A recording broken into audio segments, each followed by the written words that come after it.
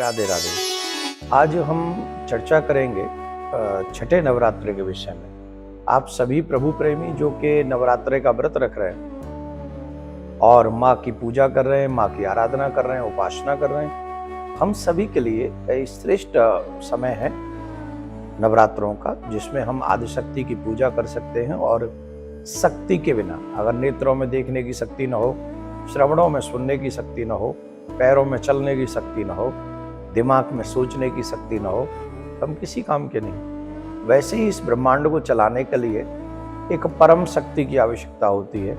वही परम शक्ति के अनेक रूप हैं, जिनमें से 9 रूपों की पूजा सनातन परंपरा में सनातन प्रेमी करते हैं। आप और हम बड़े मन से करते हैं। तो आइए हम जानने का प्रयास करते हैं कि छठे नवरात्रे में किस देवी की पूजा की जाती है, उन देवी का वाहन क्या है, इनकी पूजा करने से फल क्या मिलता है। ध्यान देने योग्य बात है, जिन बच्चियों के विवाह में विलंब होता है उन बच्चियों को इस छठे रूप में जो माँ विराजमान है, जो कि कात्यायनी माँ के रूप में जानी जाती हैं, उनकी उपासना, उनकी आराधना से भक्तों को बड़ी आसानी से अर्थ, धर्म, काम, मोक्ष की प्राप्ति हो जाती है। चारों ही फल सहज में प्राप्त हो जाते हैं। उससे रोग, शोक, संताप और भय भी नष्ट हो जाते हैं।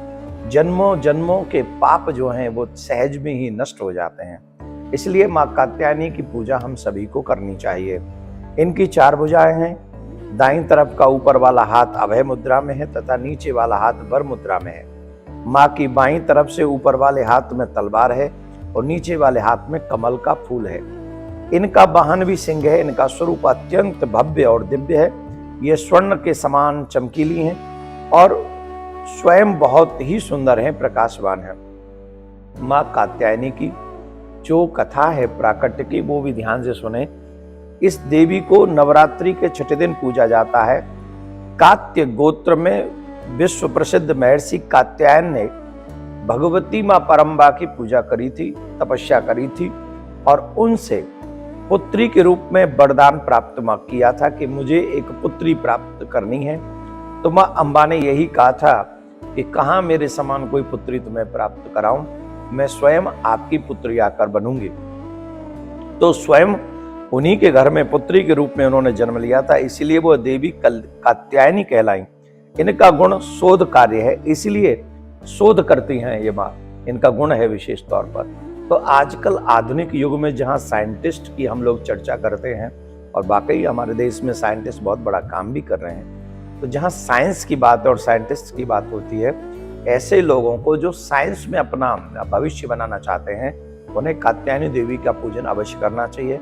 उन्हें कात्यायनी देवी के मंत्रों का जाप करना चाहिए, जिससे वो अपने उच्चतम लेवल पर पहुंच सकते हैं। इसमें कोई दो राय नहीं है। और ये जो है ब्रज की भी देवी हैं।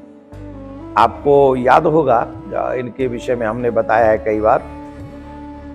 ब्रज की गोपी जब पर ब्रह्म को अपने प्रेमी के रूप में, पति के रूप में प्राप्त करना चाहती हैं, तो इन्हीं देवी का पूजन उन्होंने किया है।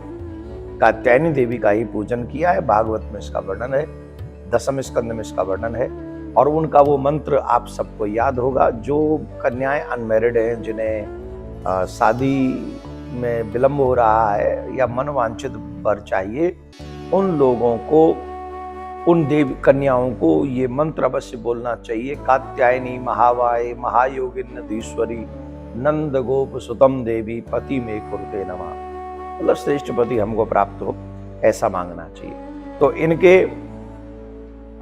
इनको माँ को कौन सा पुष्प पसंद है, तो वही गुड़ैल का पुष्प और लाल पुष्प इनको पसंद है। तो माँ को गुड़ैल का या कोई भी लाल पुष्प उनको अर्पण करना चाहिए। माँ कात्यायनी को भोग किसका लगाएं, तो माँ कात्यायनी को शहद पसंद है, मधु पसंद है। तो अगर मधु पसंद है तो हमें जो खीर बना रहे हैं उसमें भी मधु ही डालनी चाहिए, बजाय शक्कर और चीनी डालने के या कुछ भी डालने के, मधु डालकर उसको मीठा करना चाहिए। तो आप लोग सभी कात्यायनी माँ के इस रूप को पूजें, इनकी पूजा करें और छठे नवरात्रे में माँ कात्यायनी आप सबकी मनोरथ पूर्ण करें। ऐसी माँ कात्यायनी से हम प्रार्थना करते हैं, प्रियाकांत सरकार से प्रार्थना करते हैं। इस वीडियो को उन घरों तक अवश्य पहुँचा दें जिनके घर में कुंवारी कन्या है और जिनके विवाह में विलंब हो रहा है। तो आप शेयर करेंगे तो शायद उनके घरों में भी खुशियाँ आ जाएंगी। राधे राधे।